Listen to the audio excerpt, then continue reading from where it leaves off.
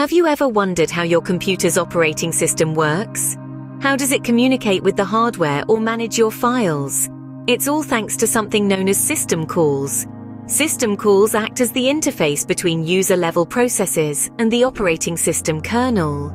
They are like the middleman, bridging the gap between the user's requests and the system's actions. Whether it's file operations, process control, memory management, or even communication with other processes, system calls are there to make it happen.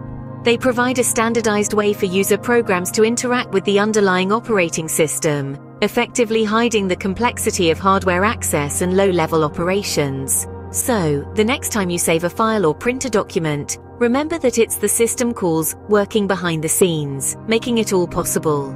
So, system calls are like the translator, helping your program speak the language of the operating system. Imagine you want to create a new file or read from an existing one. How does your program communicate this to the operating system? Well, that's where file management system calls come into play. They're the bridge that connects your program to the operating system, allowing for the execution of various file operations. Consider the open system call. This is the key to accessing an existing file or creating a new one. When your program needs to read a file, it first opens the file using open. The operating system then returns a file descriptor, a unique identifier that your program uses for subsequent operations on the file. Next, there's the read system call. It uses the file descriptor to read data from the file. The operating system retrieves the data and places it in a buffer specified by your program. Similarly, the write system call works in reverse. It takes data from your program's buffer and writes it to the file associated with the file descriptor. Closing a file is just as important as opening one. The close system call tells the operating system that your program is done with the file.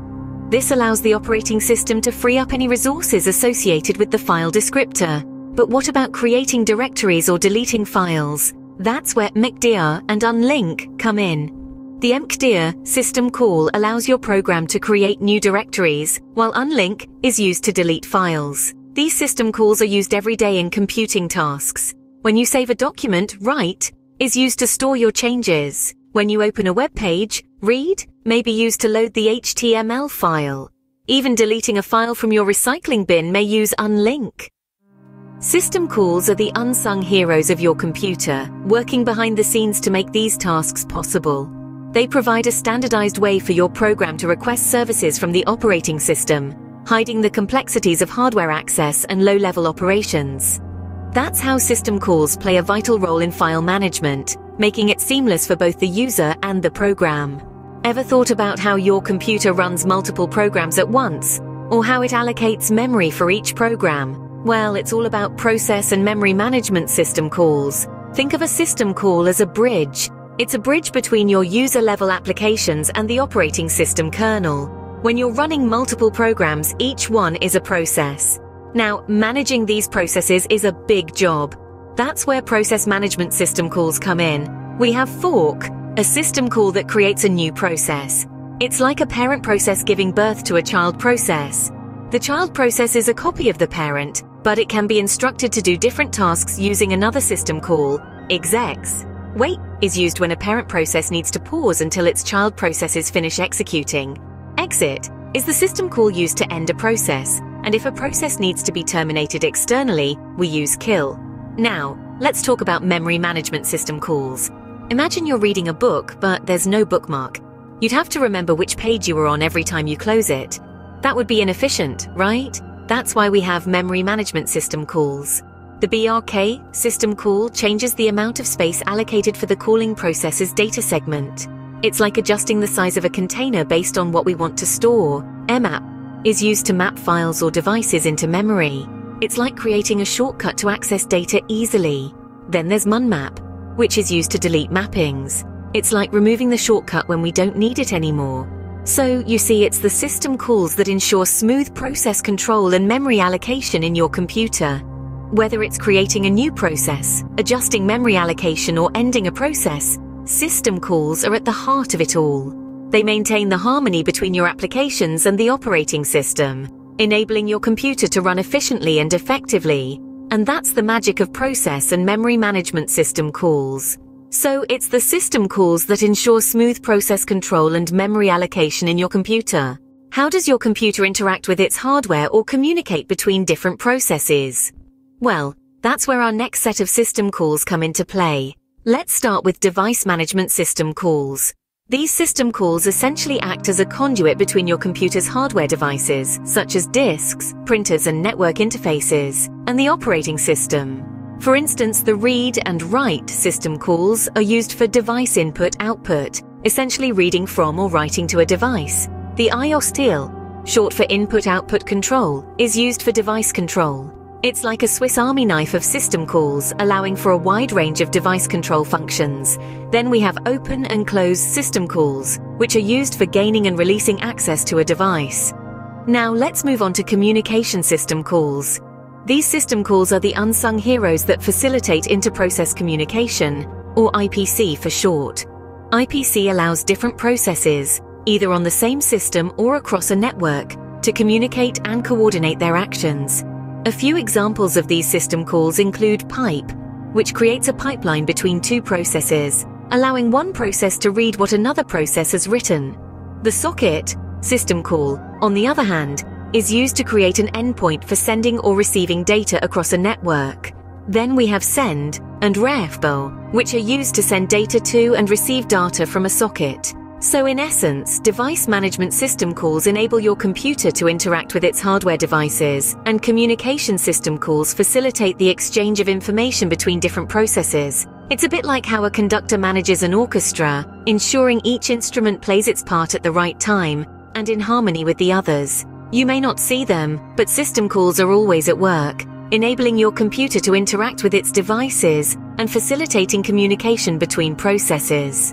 These system calls are the unsung heroes, working behind the scenes to ensure that your computer operates smoothly and efficiently.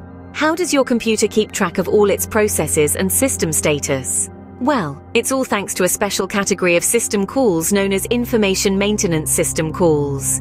These system calls are like the system's personal record keepers, continuously monitoring and maintaining information about system and process status.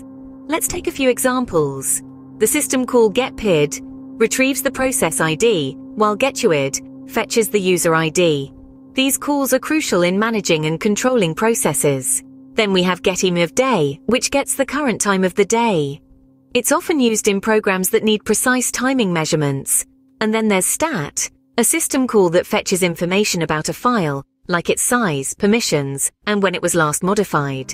These system calls are continuously working behind the scenes, ensuring the smooth functioning of your system. So, system calls also act as the record keepers of your system, maintaining information about all processes and system status. So, why does all this matter? Why do we need to understand system calls? System calls stand as the unsung heroes of your operating system. They are the bridge that connects user-level processes with the operating system kernel. Imagine you're at a bustling train station. The station master in this case is the system call, directing and managing the traffic of trains, ensuring everything runs smoothly and efficiently. Without system calls, user programs would have to directly interact with the hardware, leading to a chaotic and complex situation. These system calls provide a standardized way for user programs to interact with the operating system, acting as a layer of abstraction that hides the complexity of hardware access and low-level operations. Every time you open a file, send an email, or even just move your mouse, you're relying on system calls. They handle file operations, process control, memory management, device management, and even communication between different processes. They are the oil that keeps the engine of your computer running smoothly. But how do these system calls function? When a user program needs a service from the operating system, it makes a system call. This triggers a switch from user mode, where your applications run, to kernel mode, where the operating system and hardware interact. Think of it as a guest ringing a bell for service in a hotel. The bell is the system call, and the hotel staff, who come running to fulfill the request, represent the operating system in kernel mode. Once the request is fulfilled, control is handed back to the user program, just as the guest carries on with their day after their request is attended to. This switch between user mode and kernel mode ensures that user programs can't directly access the hardware or interfere with other processes, preserving system stability and security. In the end, system calls are the unsung heroes of your computer, working behind the scenes to make your computing experience smooth and efficient.